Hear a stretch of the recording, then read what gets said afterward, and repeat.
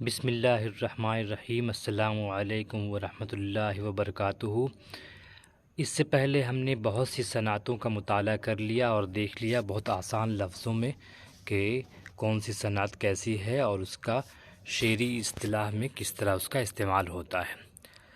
آج ہم تجاہل عارفانہ کے بارے میں پڑھیں گے۔ یہ بہت مشہور صنعت ہے۔ آئیے ہم دیکھتے ہیں تجاہل عارفانہ کی تعریف۔ تجاہل عارفانہ کلاسیکی شاعری کے معشوق کی خاص صنف ہے۔ معشوق عاشق کو سر مجلس دیکھتا بھی ہے اور اس کی دکھوں، تکلیفوں اور ہجر کے نالوں سے واقف بھی ہوتا ہے، لیکن اس کے باوجود اپنی مکمل بے خبری کا اظہار کرتا ہے۔ تجاہل عارفانہ کا لغوی معنی ہے جان بوجھ کر انجان بننا۔ صنعت تجاہل عارفانہ دو لفظوں سے مل کر بنا ہے۔ نمبر 1 عارف، جس کے معنی ہے جاننے والا، اور نمبر 2 ہے تجاہل، جس کے معنی ہے انجان بننا یا بن جانا۔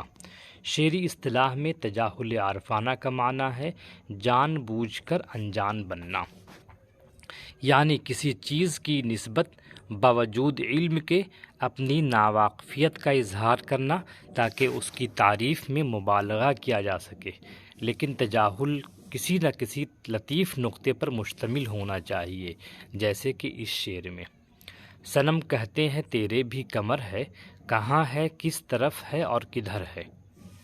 اس شعر میں کمر کو نہایت نازک اور پتلی دکھانے کے لیے مبالغہ مقصود ہے، پوچھنا مقصود نہیں، کیونکہ کمر تو سامنے نظر آ رہی ہے۔